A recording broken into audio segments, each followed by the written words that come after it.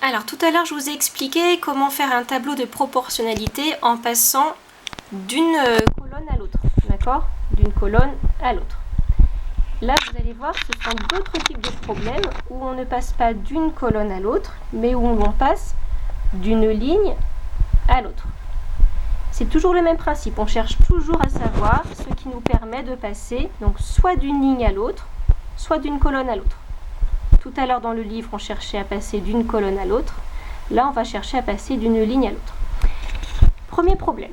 Pour faire 4 colliers identiques, Léa utilise 380 perles. Combien de perles utilise-t-elle pour un seul collier? Pour 5 colliers, pour 9 colliers et pour 11 colliers. Donc, je commence toujours par faire mon tableau. D'accord? Avec mes deux lignes, puisqu'ici, j'ai deux types d'informations différentes. Le nombre de colliers, d'une part, et le nombre de perles utilisées pour chaque collier. Je vais commencer par ranger les informations que je connais. Je sais que pour faire 4 colliers, Léa a besoin de 380 perles. Et ensuite, je place donc tous les nombres que l'on me donne. Donc après, je me demande pour 1 collier, 5 colliers, 9 colliers et 11 colliers. Voilà, j'arrive à ce tableau. Donc le but, évidemment, c'est de remplir les cases vides. Alors, pour pouvoir le faire, je vais me demander comment, donc là regardez, si je fais, donc je pourrais effectivement me dire 4, pour passer de 4 à 1, je peux faire 4 divisé par 4 égale 1. Mais je peux également me dire comment est-ce que je fais pour passer de 4 à 380. Si je fais 4 fois quelque chose, je vais arriver à 380.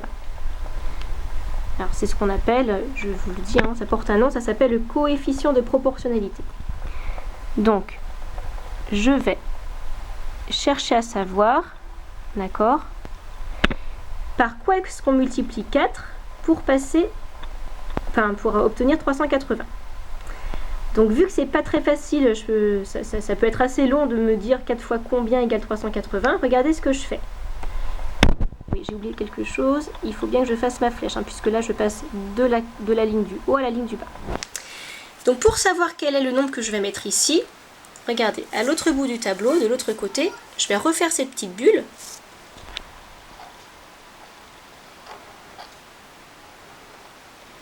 Sauf qu'ici, ma flèche, elle va dans l'autre sens, elle part du bas pour arriver jusqu'en haut. Ça veut donc dire que je vais faire l'inverse de la multiplication, c'est-à-dire une division. D'accord? Autrement dit, par quel nombre je dois diviser 380 pour arriver à 4? Alors, du coup, maintenant, je peux calculer 380 divisé par 4 et ça va me donner ce nombre-là. D'accord? Alors là, vous avez même le droit de vous servir de votre calculatrice. Quand vous faites 380 divisé par 4, vous obtenez 95. Voilà. C'est-à-dire que si je fais 380 divisé par 95, j'obtiens 4. Ça veut dire qu'à l'inverse, 4 fois combien égale 380? 4 fois 95. Donc maintenant, je peux écrire 95 ici. Ok? J'ai trouvé ce qu'on appelle le coefficient de proportionnalité. Et bien maintenant, c'est tout simple. Une fois que mon coefficient de proportionnalité est trouvé, une fois que je connais le nombre qui me permet de passer de la ligne du haut à la ligne du bas, eh bien je prends chacun des nombres du haut que je vais multiplier par 95. Ce qui veut dire que donc pour un collier, 1 fois 95, 95. Pour 5 colliers, 5 fois 95, 475. Pour 9 colliers, 9 fois 95, 855. Et enfin pour 11 colliers, 11 fois 95 égale 1045. Deuxième problème. Dans un magasin de meubles, un lot de 6 vases coûte 54 €.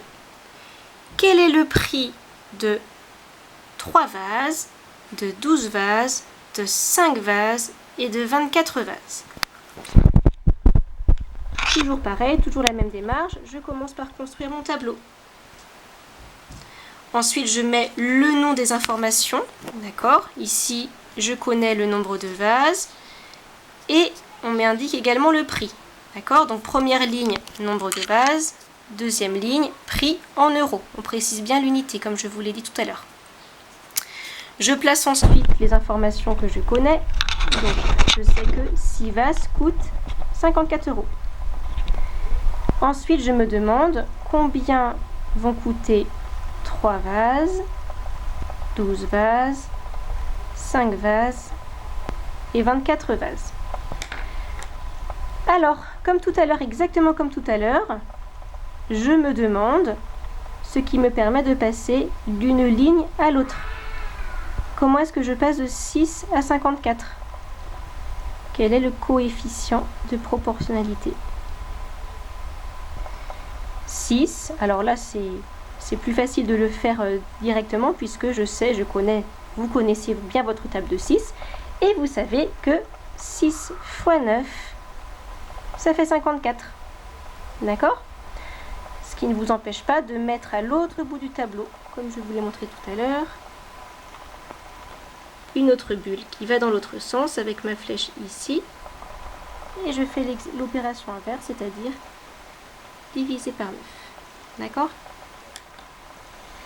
Donc maintenant, il me suffit de prendre chacun de mes nombres du haut et de les multiplier par 9. Donc pour 3 vases fois 9, ça va donc faire 27.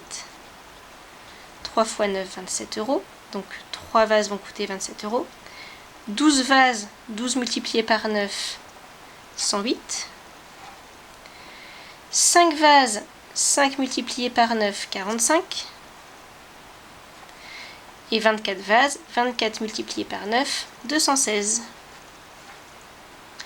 Vous pouvez vérifier en faisant avec la division. Si vous faites 216 divisé par 9, vous allez bien obtenir 24. Si vous faites 45 divisé par 9, vous obtenez 5. Ça marche dans les deux sens.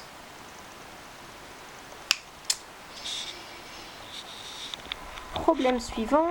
Donc, pour faire 5 grandes tartes aux abricots, le boulanger utilise 65 abricots. Combien d'abricots va-t-il utiliser pour faire 10 tartes, 1 tarte, 3 tartes et 13 tartes? Je fais mon petit tableau.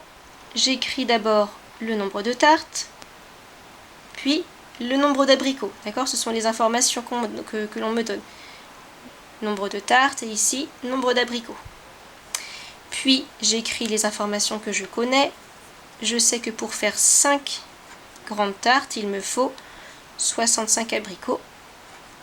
Donc je me demande combien d'abricots il va me falloir pour faire 10 tartes, 1 tarte, 3 tartes et 13 tartes. Je me demande encore une fois quelle multiplication va me permettre de passer de 5 à 65.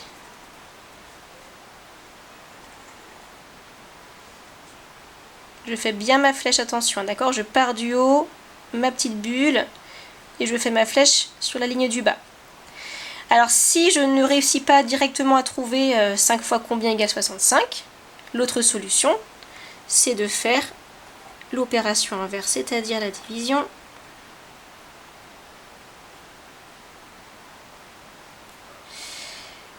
Pour trouver ce que je vais mettre ici, je vais donc faire 65 divisé par 5 et j'obtiens 13. Pour passer de la ligne du bas à la ligne du haut, on divise par 13. Pour passer de la ligne du haut à la ligne du bas, on multiplie par 13. Et maintenant, je n'ai plus qu'à multiplier donc le nombre du haut par 13. Pour 10 tartes, 10 fois 13, 130, j'ai besoin de 130 abricots. Pour une tarte, j'ai donc besoin de 13 abricots. Pour 3 tartes, 3 fois 13, 39 abricots. Et pour 13 tartes, 13 fois 13, 169 abricots. J'espère que c'est à peu près clair pour vous. Alors, dernier problème qui peut vous servir dans votre vie de tous les jours, puisque c'est une recette de gâteau. Et donc, quand on fait de la cuisine, c'est très utile de connaître la proportionnalité pour pouvoir changer si vous voulez faire un gâteau qui est prévu pour 6 personnes et que vous voulez le faire pour 3 personnes, de connaître la proportionnalité, ça va pouvoir vous aider à faire ce gâteau sans vous tromper dans les proportions, d'accord? Donc regardez, pour 6 personnes, il faut 480 g de farine, 120 g de beurre, 6 œufs et 3 litres. Si je veux faire ce même gâteau pour 3 personnes, alors là je ne vais pas forcément faire de tableau, je cherche quel est le lien entre 6 et 3. Qu'est-ce que je fais comme opération en partant de 6 pour arriver à 3? Je vais faire 6 divisé par 2 égale 3. D'accord? Donc, je vais diviser toutes mes quantités par 2.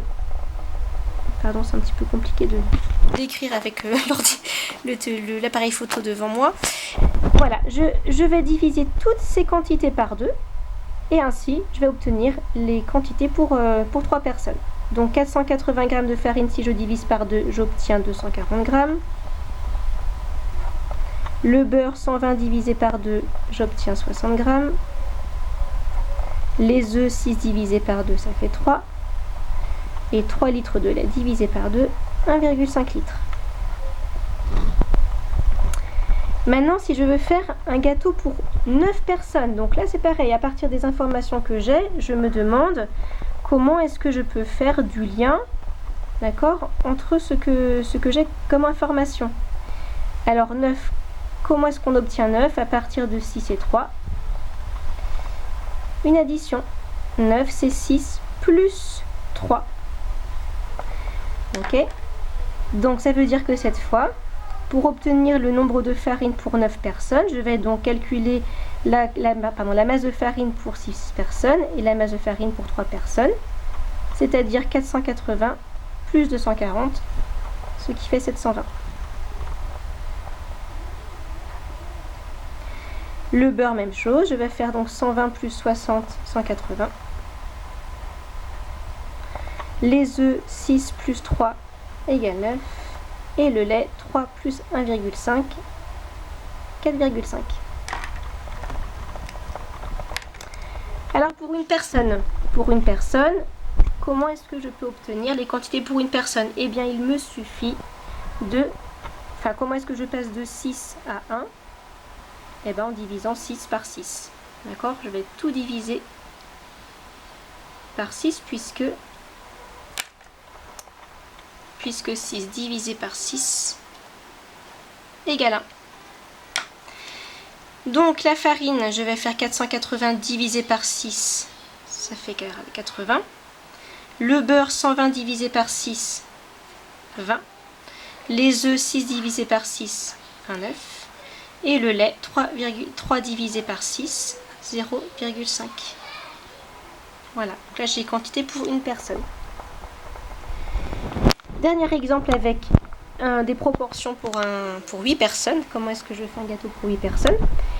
Alors là, la solution que je choisis, vu qu'ici je connais les quantités pour une seule personne, qu'est-ce qui fait que je passe de 1 à 8? 1 fois 8 égale 8. Donc je multiplie toutes ces quantités-là par 8. 80 multiplié par 8, ça fait donc 640. 20 multiplié par 8, 160. 1 fois 8, 8. 0,5 fois 8, 4 litres de lait. Voilà, bon, et bien maintenant vous pourrez tester vos connaissances en mathématiques dans votre cuisine et voir si ça marche. Vous pourrez vous amuser à tester toutes ces recettes. En tout cas, j'espère que vous avez un petit peu compris ce qu'était la proportionnalité. Donc pour tous les problèmes du livre, vous faites à chaque fois un tableau comme ça, d'accord? Et vous chercherez donc comment vous pouvez passer soit d'une colonne à l'autre, soit d'une ligne à l'autre. Et comme toujours, vous n'hésitez pas à me faire signe si vous avez des problèmes. Bon courage!